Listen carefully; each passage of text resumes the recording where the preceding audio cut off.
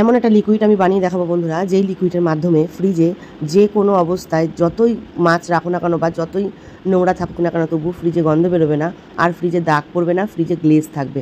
বন্ধুরা এই লিকুইডটা এতটা কার্যকরী, তোমরা না বানিয়ে না ব্যবহার করলে বুঝতে পারবে না। আজকে কিন্তু সেই লিকুইডগুলো তোমাদের সাথে আমি বানিয়ে দেখাবো, আর কিভাবে আমি আমার এই নোংরা ফ্রিজটাকে পরিষ্কার করব, আর কিভাবে আমি পরিষ্কার রাখি বহুদিন, সেটাও তোমাদের সাথে শেয়ার করব। বেশি বকবক না করে ভিডিওটা শুরু করা যাক। এই গাইস, আসসালামু আলাইকুম, কেমন আছেন সবাই? আশা করি আল্লাহর রহমতে সবাই ভালো আছেন। আমি অনেক বেশি ভালো আছি। চলে এসেছি আবার একটা নতুন ভিডিও নিয়ে। বন্ধুরা, সর্বপ্রথম তোমাদের বলে দিই, আমি কিন্তু কদিন ধরে খুবই অসুস্থ ছিলাম, হসপিটালে ছিলাম। তো কারোর ভিডিও ঠিক মতন দেখতে পারিনি বা কারোর সাথে সেভাবে আমি কন্ট্যাক্ট রাখতে পারিনি, তোমরা কিছু মনে করো না। আমি একটু সুস্থ হয়ে নিই, তারপরে কিন্তু সবার ভিডিও একে একে দেখে দেবো। আর যাদের যাদের ভিডিও দেখতে যাচ্ছি তাদেরই 3, 4, 5টা, 6টা করে ভিডিও ডিউ রয়েছে, সেই ভিডিওগুলো দেখতে হচ্ছে। ওই জন্য কিন্তু আমি প্রতিদিন সবার কাছে যেতে পারছি না। আমি আগে সবার পুরোনো ভিডিওগুলো গিয়ে 3, 4, 5 দিনে দেখে নেই, তারপরে কিন্তু তোমাদের একসাথে আমি ভিডিও দেখব প্রতিদিন। তো একটু অ্যাডজাস্ট করে নিও, কারণ যেখানেই যাচ্ছি সেখানেই দেখছি 4, 5টা করে ভিডিও ডিউ রয়েছে। যাই হোক বন্ধুরা, আমার এই নোংরা ফ্রিজটা তোমাদেরকে কিন্তু ভালো করে দেখিয়ে দিলাম। আর এই ভিডিওর কটা হসপিটালে যাওয়ার আগে শ্যুট করেছিলাম, আজকে তোমাদেরকে দেখাচ্ছি। তো যাই হোক, দেখো কীরকম কালো কালো দাগ পড়েছে। বন্ধুরা বিশ্বাস করো, এতদিন কাজের এত চাপ ছিল, আমি একটুও টাইম পাইনি এই ফ্রিজকে পরিষ্কার করব বলে। তো আজকে কিন্তু ফাইনালি এই ফ্রিজটা আমি পরিষ্কারও করব, আর তোমাদের সাথে শেয়ার করব যে আমি কিভাবে এই ফ্রিজকে পরিষ্কার করেছি। আর এই লিকুইডটার মাধ্যমে কিন্তু বন্ধুরা অন্তত আমি 1-2 মাস ফ্রিজ এখন পরিষ্কার না করলেও আমার এই লিকুইডের মাধ্যমে ফ্রিজে কিন্তু পরিষ্কার থাকবে আর গন্ধ থাকবে না। বন্ধুরা, এই লিকুইডটা এত সুন্দর, এই লিকুইডটা দিয়ে যে কোনো কাঁচের জিনিসও তোমরা পরিষ্কার করতে পারো, জানো। আমি এবার দেখো সবার প্রথমে ফ্রিজের যতগুলো র্যাক আছে সব র্যাকগুলোকে খুলবো। র্যাকগুলোকেও কিন্তু আমি এই লিকুইডটা দিয়েই ধোবো। এবার দেখো উপরের অবস্থা ফ্রিজের কতটা নোংরা। বন্ধুরা তোমাদেরকে দেখাই, এত নোংরা হয়েছে তোমাদেরকে কী বলবো। এই গার্ডারটা কিন্তু ওই লিকুইডটা দিয়েই পরিষ্কার করব। দাঁত মাজার ব্রাশ দিয়ে ওটাকে ঘষলেই কিন্তু উঠে যাবে। দেখো সবার প্রথমে তোমাদের সাথে লিকুইডটা কীভাবে বানালাম সেটাই শেয়ার করব। সবার প্রথমে একটা গোটা লেবুকে রস বার করে নেবে, ভালো করে একটা গোটা লেবুর রস বার করে নেবে। তারপরে 2-3 চামচ মতন বেকিং সোডা দেবে। বন্ধুরা, লেবুর সাথে বেকিং সোডাটা কিন্তু খুব সুন্দর একটা অ্যাডজাস্ট করা লিকুইড। এই লিকুইডটা কিন্তু খুব ভালো। এবার 2 চামচ ভিনিগার নেবে আর একটা শ্যাম্পু নেবে। হ্যাঁ বন্ধুরা, সার্ফ দিয়ে কখনও ফ্রিজ পরিষ্কার করবে না, তাহলে ফ্রিজের যে শাইনিংটা থাকে ওটা কিন্তু চলে যায়, কাঁচের যে শাইনটা থাকে। শ্যাম্পুটা কিন্তু কাচের জন্য বেটার। এবার দেখো বন্ধুরা, সমস্ত আমি ড্রয়ারগুলোকে ফাঁক করে নিয়েছি। কতটা নোংরা দেখো, কী রকমভাবে দাগ হয়েছে ফ্রিজটায়। আমি এরকম নোংরা কখনো থাকি না, শরীর খারাপের কারণে এত নোংরা কিন্তু রয়েছে। আর তোমাদের জন্যই রেখেছিলাম নোংরা করে, যাতে তোমাদের দেখাতে পারি। তো ভিডিওটা শ্যুট করার পরে শরীর খারাপ হয়ে গেছে, আর তোমাদেরকে শো করতে পারিনি। তো আজকে কিন্তু ফাইনালি এই ভিডিওটা তোমাদের সাথে শেয়ার করলাম। আর বন্ধুরা, এই ফ্রিজ পরিষ্কার করার টিপসটা কিন্তু আমার থেকে জানতে চেয়েছিলে অর্পিতাদি। তো অর্পিতাদি, তোমার জন্য কিন্তু এই ভিডিওটা আমি বানিয়েছি আজকে। এরপরে প্রতিদিন এক একটা করে ভিডিও আসবে তোমাদের জন্য। তো হয়তো এখন এত শরীর খারাপ, একদিন পর পর দেবো, কিন্তু রেগুলার হতে পারবো না, কারণ শরীরের অবস্থা এখনও খুব খারাপ, দুর্বল আছে। তো অ্যাকচুয়ালি আমার মাইগ্রেনের প্রবলেম আছে বন্ধুরা। তো মাইগ্রেনের প্রবলেম থাকার কারণে আমি খুবই অসুবিধায় থাকি। হালকা ছোটো মোটো কোনো টেনশন হলে ওটাতে কিন্তু আমার শরীরে এফেক্ট করে। তো ওই কারণেই আমি বেশি লোড বা বেশি চিন্তা, বেশি ঝগড়া বা চিল্লাচিল্লি এগুলোই আমি পারি না করতে। আর এই কদিন ধরে এত টানা কাজ ছিল আমার ঘুমটা ঠিক মতন হয়নি, সেই কারণে আমার শরীরটাই খারাপ হয়েছে। তো যাই হোক বন্ধুরা, এখন একটু রেস্ট করব। ঈদের কাজ এখনও অনেক বাকি, তো কাজও করতে হবে, ভিডিও বানাতে হবে, আবার শরীরকে সুস্থও রাখতে হবে।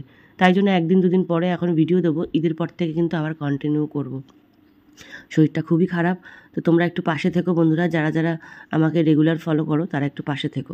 বন্ধুরা, আর একটা কথা তোমাদের শেয়ার করি, এই লিকুইডটা যখনই বানাবে কখনও কিন্তু গরম জল ব্যবহার করবে না, ঠান্ডা জল দিয়েই এটা কিন্তু পরিষ্কার করবে। বেকিং সোডাটার পরিমাণটা একটু বেশি নেবে, আর লেবুর রসের পরিমাণটা একটু বেশি নেবে। তারপরে 2 চামচ ভিনিগার আর 1 কি 2টো শ্যাম্পু, তোমাদের যতটুকু প্রয়োজন শ্যাম্পু ততটুকুই নিও। বন্ধুরা, এই 4টে উপকরণ দিয়ে কিন্তু ফ্রিজটা পরিষ্কার করলে তোমাদের ফ্রিজের গ্লেজ কিন্তু একদম অন্যরকম থাকবে। আমি ফ্রিজটা পরিষ্কার করে তোমাদেরকে দেখাবো আমার ফ্রিজের শাইনিংটা কতটা এসছে। বন্ধুরা, এই ফ্রিজ পরিষ্কার করার সময় আমার কিন্তু অনেকটাই কষ্ট হয়েছে, কারণ আমি অনেক দিন ধরেই ফ্রিজ পরিষ্কার করিনি। একদম মানে চিপকে ছিল সব নোংরাগুলো, আর স্কচ ব্রাইট দিয়ে ভালো করে আমি কিন্তু ঘষেছি বন্ধুরা। দেখো ঘষার পরে এখন কিন্তু একটা টিপস তোমাদের শেয়ার করব। এই যে ঘষার পরে অন্তত 10 থেকে 15 মিনিট ঠিক এইভাবে ফ্রিজটাকে খুলে রেখে দাও। এখন কিন্তু ডাইরেক্ট মোছা যাবে না, 10 থেকে 15 মিনিট এরকম রেখে তারপরে কিন্তু ফ্রিজ মুছবে। লিকুইডটা ভালো করে শুকালেই কিন্তু তোমাদের কাজটা হবে বন্ধুরা। হ্যাঁ, এরকমভাবে জল অবস্থায় 10-15 মিনিট ফ্রিজটা রেখে দেবে বন্ধুরা, তবেই কিন্তু বুঝতে পারবে এই লিকুইডের চমৎকারটা।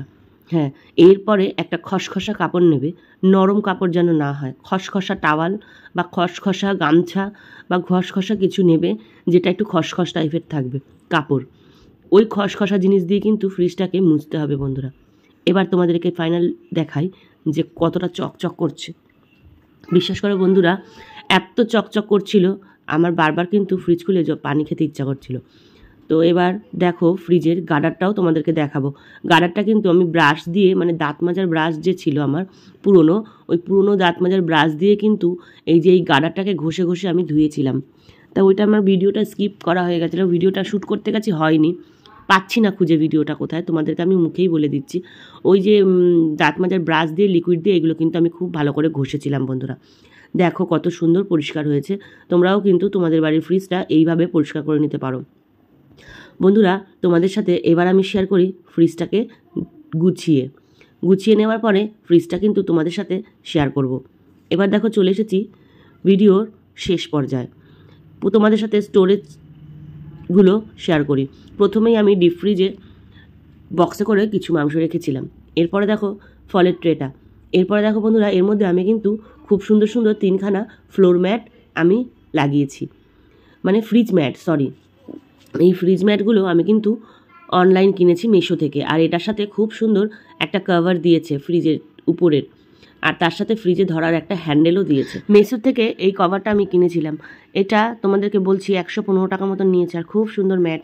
সবসময় ম্যাট ব্যবহার করবে ফ্রিজে বন্ধুরা, তাহলে নোংরাটা কিন্তু অনেক কম হয়। এই নোংরার থেকে বাঁচার জন্যই কিন্তু আমি সব সময় ম্যাট ব্যবহার করি।